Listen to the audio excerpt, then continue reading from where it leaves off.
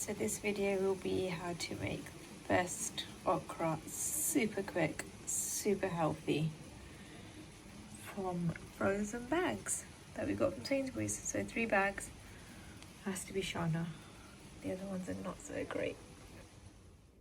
So this is my absolute favourite salan ever. आज असी बनाने पे पिंडिया. Does Mama love Bhindi? Mama love the Pindia. That's my absolute favourite. How many packets? So you've got 3 packets and they are frozen from the freezer section of Sainsbury's actually. So you can get them from Sainsbury's. So for 3 packets of the okra, you need 3 onions.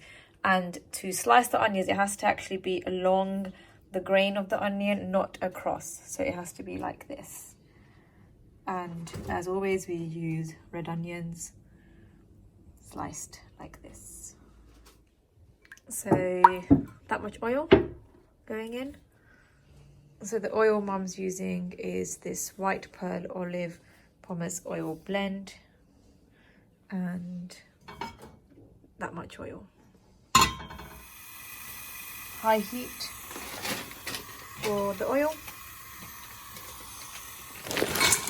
and straight in with the Bhindi. So that's 1 packet, 2nd packet. So we used to use fresh Bhindi, and the amount of time it takes to prep them, wash them, cut them, this is just so much quicker, and they actually taste exactly the same. So the Shana Bhindi pack is the one that we use. The other ones that we have tried in the past just were not as good. So this is the one that we use, and it has to be the sliced version. They have the full version as well. So into this, Mum is now adding her 3 onions. So straight in.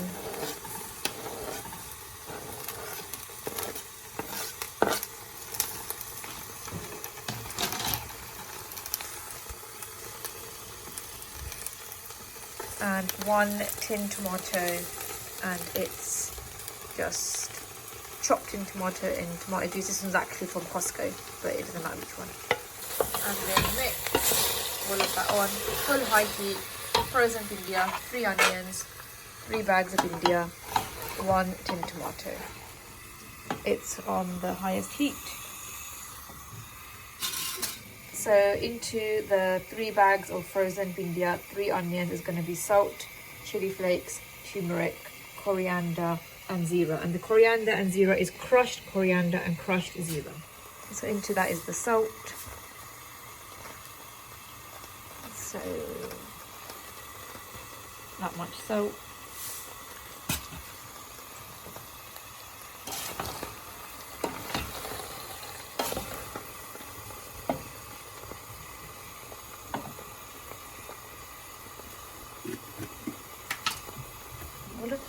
And now chili flakes. So about a tablespoon of chili flakes, a little bit less. This is all to own taste though. We don't have food that's too chili. And now turmeric.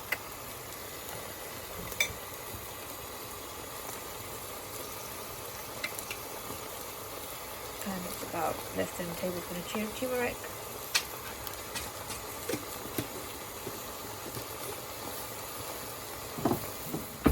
And now the zira.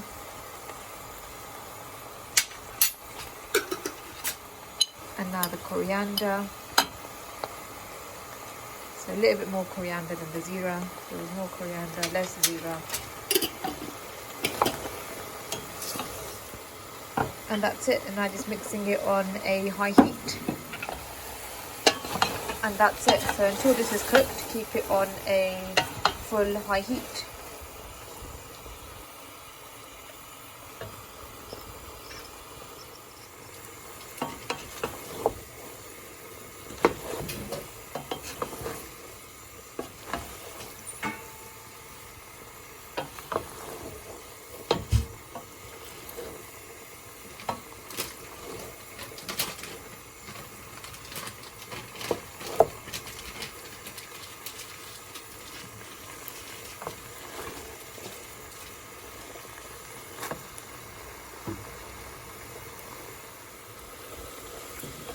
It's not super oily. No oil at the bottom.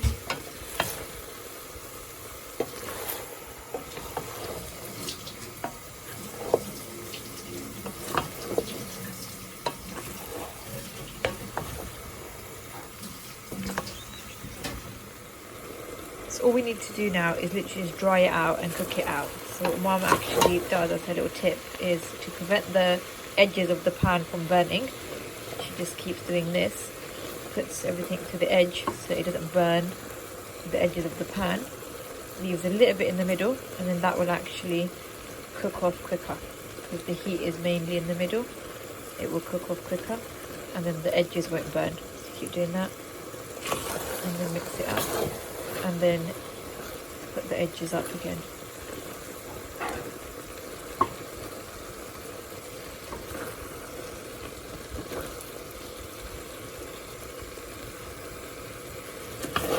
And just keep mixing it until it cooks through.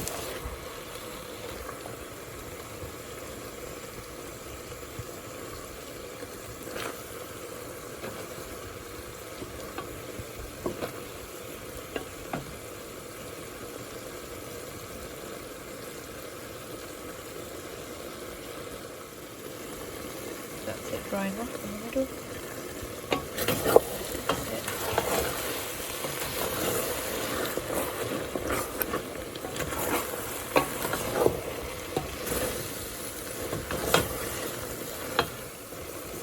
So you need to strike a balance between mixing it enough so it doesn't stick at the bottom, but not mixing it too much that all the India and the okra actually break up and just become a paste. So you want to just keep moving it so it doesn't burn at the bottom, but don't overly break up the pieces.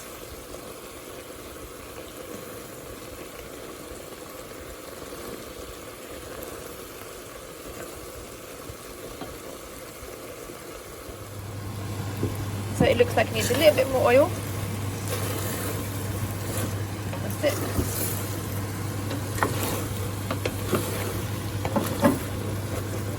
That much at the bottom now.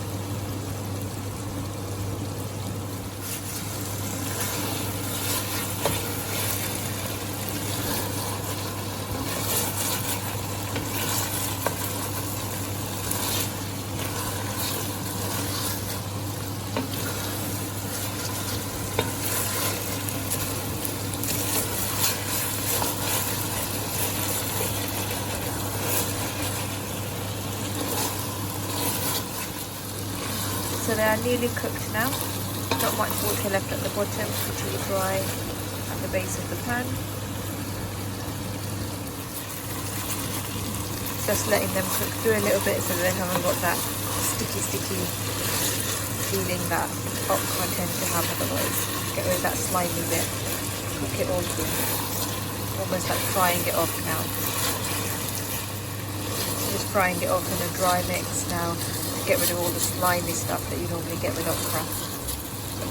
The biggest advice is not to close the lid because you don't want to steam them at all. If you steam it, it will get soggy. So you don't want to steam it.